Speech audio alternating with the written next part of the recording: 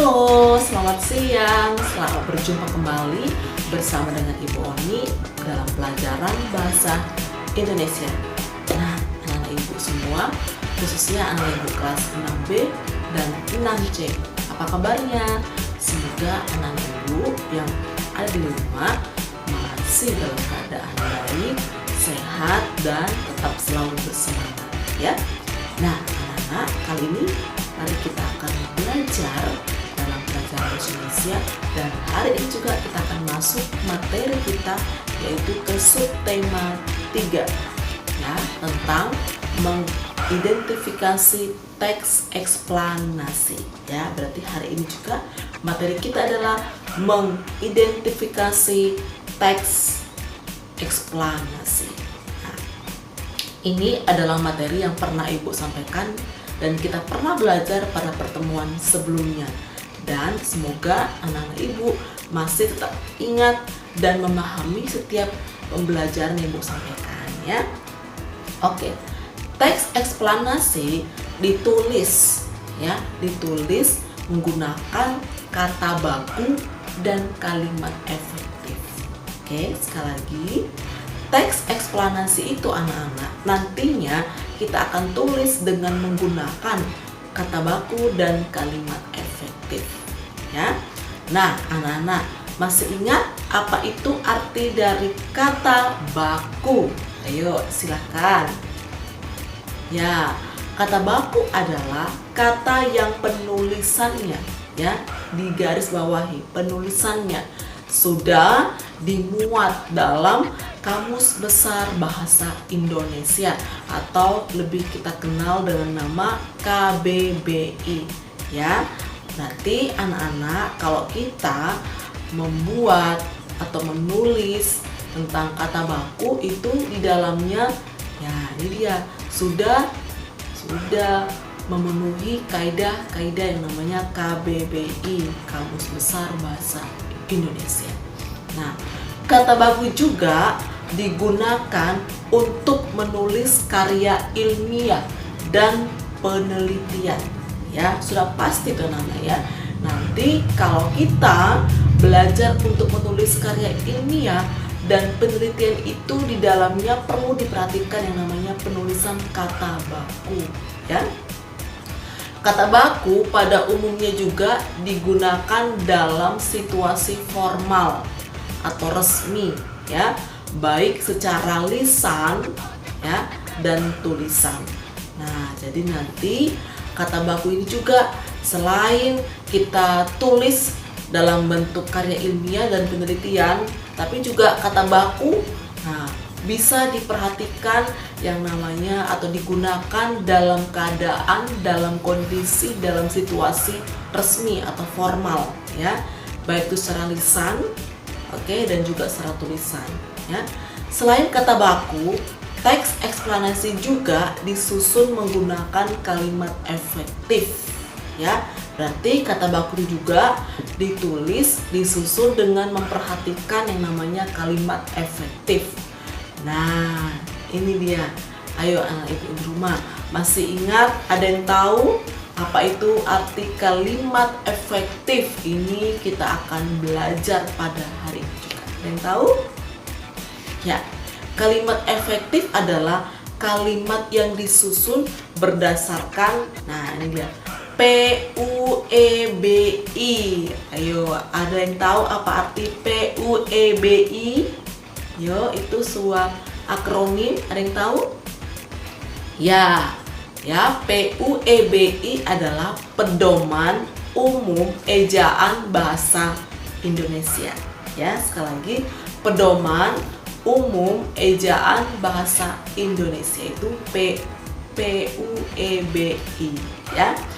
Dalam kalimat efektif, tanda baca dan ejaan juga harus diperhatikan, ya. Sekali lagi, dalam kalimat efektif, ya, dalam kalimat efektif, nah, tanda baca dan ejaan juga harus diperhatikan, ya. Sudah pasti tenang, ya.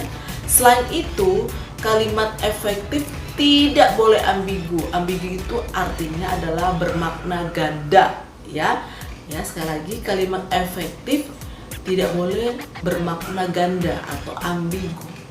Nah, penggunaan kata dalam kalimat efektif disusun secara padu sesuai konteks. Nanti kita kalau menulis kalimat efektif itu berarti kita perlu memperhatikan namanya kata yang disusun secara padu dalam setiap konteks, ya, atau materi atau pembahasan. Nah, anak ibu akan memberikan contoh. Nah, nanti anak-anak silakan perhatikan ada contoh dalam teks tersebut. Kita akan menjumpai atau menemukan, menelaah, meneliti. Nah, sama seperti yang tadi aku sampaikan, materi kita hari ini adalah mengidentifikasi. Artinya apa? Meneliti, menelaah, mencari, menemukan, ya, yang namanya kata baku dan tidak baku. Setelah nanti anak-anak menemukan dalam teks tersebut, kalian temukan ada kata tidak baku dan kata baku. Kemudian nanti kita belajar lagi dalam teks tersebut, kita menjumpai ada satu kutipan atau pernyataan atau kalimat tersebut di dalamnya terdapat kalimat tidak efektif.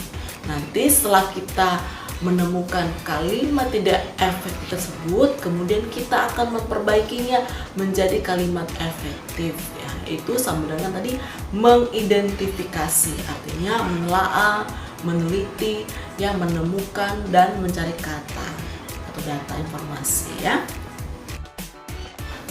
Oke, anak-anak ibu, seperti yang di awal ibu sampaikan, ya, kita akan belajar dan ibu akan juga memberikan contoh dari teks eksplanasi, ya.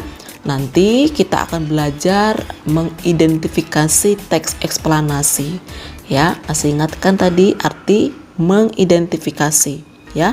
Artinya apa? Meneliti, menelaah, kemudian menemukan, ya, mencari data informasi. Nanti dalam teks tersebut anak-anak kita akan mengidentifikasi dalam kalimat tersebut atau dalam teks tersebut kita akan menjumpai atau menemukan yang namanya kosakata tidak baku, ya, dan kalimat tidak efektif. Nanti setelah kita menemukan ada kosakata tidak baku, kita akan memperbaikinya menjadi kosakata baku. Dan kalau kita juga telah menemukan kalimat tidak efektif, kita akan memperbaiki lagi menjadi kalimat efektif, ya. Makanya itu kita hari ini belajar tentang mengidentifikasi teks eksplanasi. Nah, ibu akan membacakan satu contoh dari teks eksplanasi ini sambil anak-anak mendengarkan, dan juga ibu akan menampilkan satu contoh dari teks tersebut. Kita akan belajar untuk mengidentifikasi, menelaah, meneliti, ya, yang mana kita akan jumpai, kita temukan kata tidak baku dan kalimat tidak efektifnya. Oke, judulnya adalah etanol sebagai energi alternatif di masa depan. Etanol adalah salah satu energi alternatif. Etanol dapat digunakan untuk menggantikan bahan bakar minyak atau BBM. Etanol dapat ditemukan pada tumbuhan seperti jagung dan umbi-umbi. Etanol juga disebut energi terbaharui karena etanol diperoleh dengan melibatkan bantuan matahari. Tumbuhan memerlukan beberapa proses untuk dapat dijadikan etanol. Langkah dasar yang diperlukan untuk memproduksi etanol adalah fermentasi jamur khmer, distilasi, dehidrasi, dan denaturasi. Sebelum dilakukan fermentasi, beberapa tanaman membutuhkan hidrolisis karbohidrat seperti selulosa dan amilum menjadi gula. Hidrolisis selulosa disebut sebagai selulosis. Enzim digunakan untuk merubah amilum menjadi gula. Etanol jika dibakar dengan oksigen akan menghasilkan karbon dioksida, air, dan aldehida. Bensin menghasilkan 2,4 kg CO2 per liter dan etanol 1,94 kg per liter. energi yang dihasilkan CO2 19% lebih banyak daripada bensin yang dengan energi yang sama, sehingga etanol dianggap sebagai aditif alternatif yang menjanjikan. Nah, itu contoh dari teks eksplanasi. Di dalamnya terdapat 3 paragraf ya. Setelah anak-anak tadi mendengarkan dan anak-anak coba lihat itu ya, Ibu akan menampilkan contoh dari teks tersebut. Ayo kita akan belajar yang mana kita jumpai kosakata tidak bakunya ya. Di situ Ibu menemukan ada 3 kosakata tidak baku. Yang pertama adalah, nah ini dia, bedakan yang energi pakai i itu merupakan kosakata bakunya. Kemudian atau sedangkan yang tidak bakunya menggunakan y. Kenapa? Karena yang menggunakan y ini terjemahan dari bahasa Inggris. Nah, tapi ini tidak berlaku dalam KBBI. Ya, dalam KBBI tersebut, yang lebih tepatnya adalah energi pakai i yang termasuk kosakata bakunya, ya. Kemudian yang kedua adalah kosakata tidak baku, kita menemukan ada kata fermentasi. Bedakan dengan kosakata baku ya, fermentasi antara a dengan e. Fermen itu kosakata baku dan fermentasi tidak bakunya. Kemudian ini lagi ya, ada oksigen pakai y, ini juga termasuk dalam terjemahan bahasa Inggris. Kemudian kosakata bakunya adalah oksigen. Nah, ini kita sering menjumpai seperti ini kalimat-kalimat. Nah, ini kita akan belajar untuk memperbaikinya ya. Kemudian setelah kita belajar tentang kosakata tidak baku dan bakunya, kita belajar kalimat tidak efektifnya. Di situ tadi terdapat ada, Ibu lihat pernyataan atau kalimat yang tidak termasuk kalimat efektif. Nah, kalimat yang tidak efektif itu ini dia. Bunyinya adalah seperti ini. Etanol juga disebut energi terbaharui karena etanol diperoleh dengan melibatkan bantuan matahari, itu tidak termasuk kalimat efektif. Mengapa? Penyebabnya adalah penggunaan kata yang ambigu. Ambigu itu adalah bermakna ganda, ya. Kemudian kalimat perbaikannya adalah seperti ini kalimatnya. Etanol juga disebut energi terbaharui karena etanol diperoleh dengan melibatkan bantuan matahari. Artinya yang ada energinya dengan terjemahan bahasa Inggris ini kita perbaiki dengan energi dengan menggunakan kosakata bakunya ya. Itu merupakan kalimat efektifnya, artinya kalimat tersebut ada di dalamnya tidak terdapat kalimat atau kosakata tidak baku ya. Nah, anak-anak, demikian materi Ibu untuk hari ini.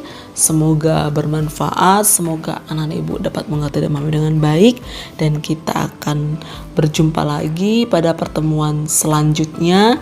Dan anak-anak Ibu tetap semangat dalam belajar dan tetap selalu bersukacita ya.